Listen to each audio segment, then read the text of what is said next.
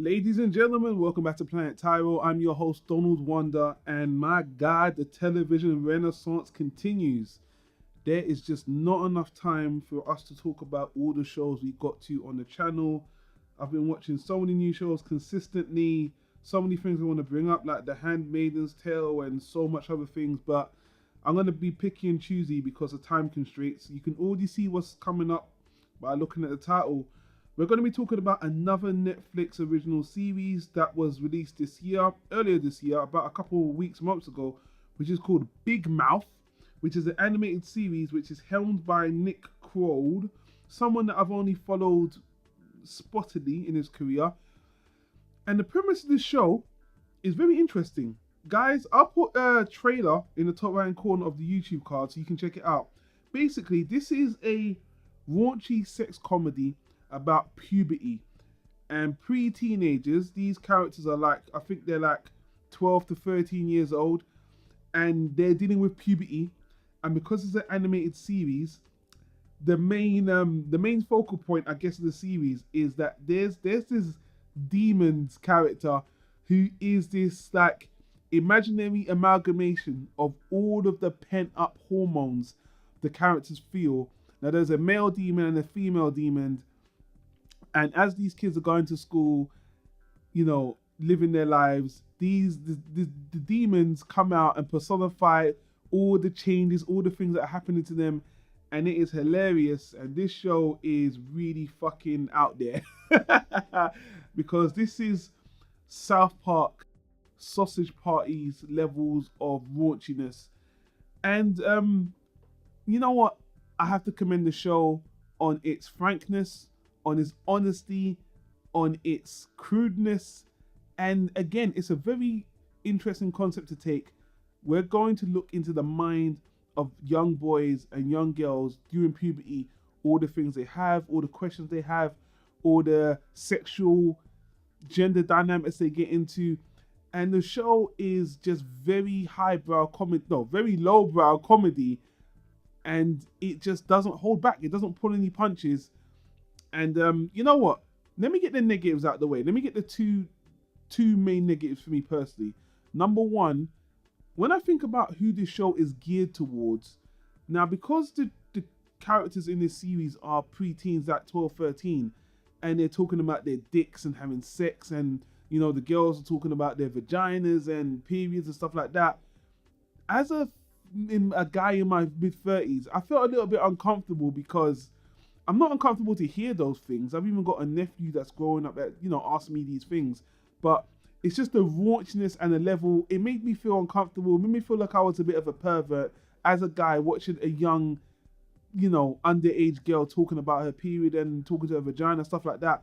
I just felt a little bit uncomfortable. And I just thought to myself, who is this geared towards? Because if a teenage girl watches this show, they can relate, but it's so vile and raunchy, and it doesn't. I don't think it sends the best impression. I know it's comedy, so if it's geared towards people my age that are much older adults, then I get to reminisce and be like, yeah, I remember that. I remember thinking that way, and I do. But again, I just felt a little bit like, should I be watching this shit? I'm a bit too old to be watching young girls, having their problems, and even young boys. Even apart from the girls, even the young boys, the way they're thinking about the young girls. And to be honest with you, the show even addresses that. The show is very self-aware. Well, I'll get to that in the positives. The second thing is the character designs. I don't really like them per se. The heads and the lips. It makes the show distinctive, which is good because, again, we don't need to be copying each other. And every show needs a style. They just look very odd. It gives the show its own style. And it looks like it was done purposefully, and it's still cool, but sometimes, even when the characters kiss each other, it looks gross. And I know, again, I think it was done on purpose. I just don't like the character designs on a personal perspective, but it works. Everything else I think is fine. It's colorful.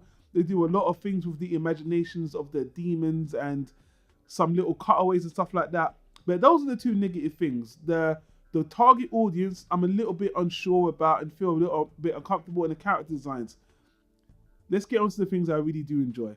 First of all, the voice acting. The voice acting is just spot on, and it's a little bit of tongue-in-cheek because the main characters, they're 13 and 12 years old and they sound like they're 45.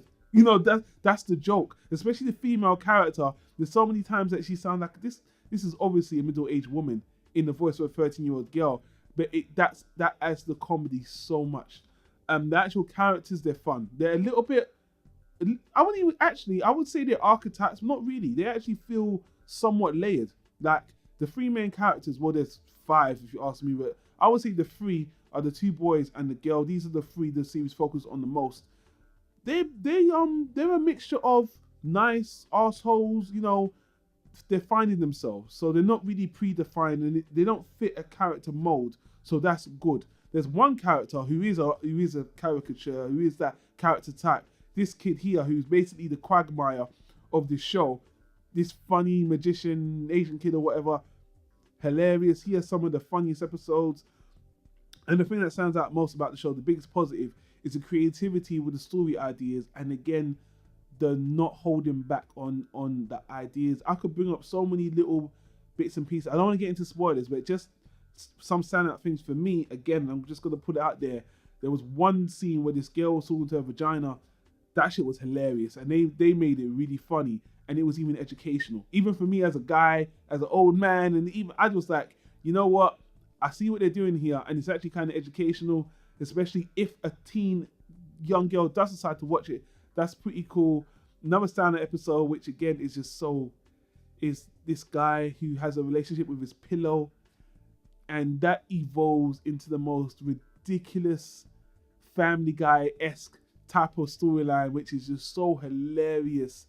They took something so cringy, but so relatable, and they took it to a fantasy universe element. And, you know, this show does this thing where it even breaks the fantasy. The fantasy of this show is mixed with the reality of this own show. For example, this whole thing I'm talking about with this kid and his little sex pillow, you would think that's just in his head. But later on, it seems like it's part of reality. So that's one thing. And another thing I will say, although this is a comedy show, the show has actually a little bit of depth to it. And there's a couple of things that happen with character relationships, with revelations between the characters and things that are going on with their parents. It's played for laughs, but these things do kind of relate to things that happen in kids' lives, with things that don't go right with their parents, or they find out things about themselves. And although it's a comedy, I think it addresses and handles those things in a mature way and in an honest way. And again, these are kids that are finding themselves, and that although we're laughing at them and they play it for comedy, they're kind of naive. So it gives the writers a chance to play with things that they had done in their past, and things we can relate to as an audience, but do it in a humbling way. And that's what I like about the show, because this show doesn't do anything that South Park wouldn't do. Don't get me wrong. This isn't trying to one up South Park, South Park is the top tier of, you know, not giving a fuck about what they're gonna do. And this show is just like them taking that raunchiness of a South Park element, but just sticking to one thing. Where South Park would do, you know, it would have 3 different kind of narratives or things they're trying to enclose in metaphors. This is just about puberty. This is just a sex puberty comedy, and it's just sticking to that, and it's going to 11 on that one ideal, which is really cool, and that's what makes the show stand out. So to be honest with you, although I did feel, again, I'm gonna sound like an old fogey. What's wrong with you? Just enjoy the show.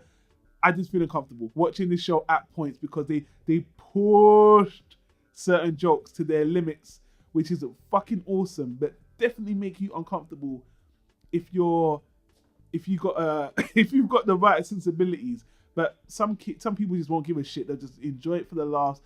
And for that, as a rating, I would have to give this show a high, solid B. The 2 things that hold it back for me is the animation style, which does consistently and again, sometimes I felt like it was pushing it a little bit too far just for the lols. But the self-awareness of the show really kept me laughing. The show starts off kind of meh, still funny, but as it goes on, it progressively gets better and better and better, becomes more self-aware. And even the last line of this season of the show made me feel a whole lot better about watching it, because these guys know that, you know what, shit, man, we really pushing it with this show. We know we're pushing it with Netflix, we're pushing it with you guys, but you know what? Fuck it. We on Netflix. This is what we're gonna do. And for that, I was like, thank you. I needed that.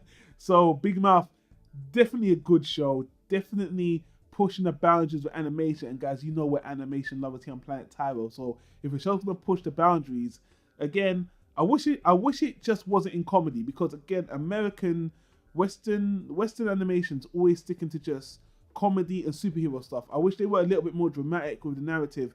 But this show, again, I don't want to criticize the show for doing that, but again, sticking to the puberty sex comedy this show's doing, hasn't been done before, very creative. I will definitely watch more. This show might not be for everybody. A lot of people might think the show's too crass. If you're going to be like the old folk, this show's just too much, it went too far. Some people will say that, but I think the ratings have been good. The word of mouth has been good in the show, and I'm definitely looking forward to season 2, because this show reminds me of what it was like watching South Park and Family Guy for the first time, when they were pushing those boundaries. Where now we're kind of used to that level of crudeness, even though South Park is always still pushing it. But it's nice to see a new show come in with a new idea, you know, pushing the boundaries and doing something creative. And as a lover of animation, I appreciate it. So guys, check out Big Mouth. Again, I'll put a little YouTube card up there to check out a little clip of it. But if you've watched Big Mouth, what did you think of it? Did you think it was going too far? Did you think it was funny? Did you think you want to see more stuff like this? Let me know in the comments down below, guys. Again, I'm going to try to do a couple more television show discussions, because there's so many shows I watch I haven't gotten to on the channel. But stay tuned, guys. Thanks for watching. Subscribe to the channel. Give us a thumbs up if you like discussion. If you listen on the podcast, audio only, I appreciate you guys. We don't want to forget about you guys, not just the YouTube guys. But let me leave it at that, guys. This has been long enough. I'll see you on the next recording. Take care. Peace out.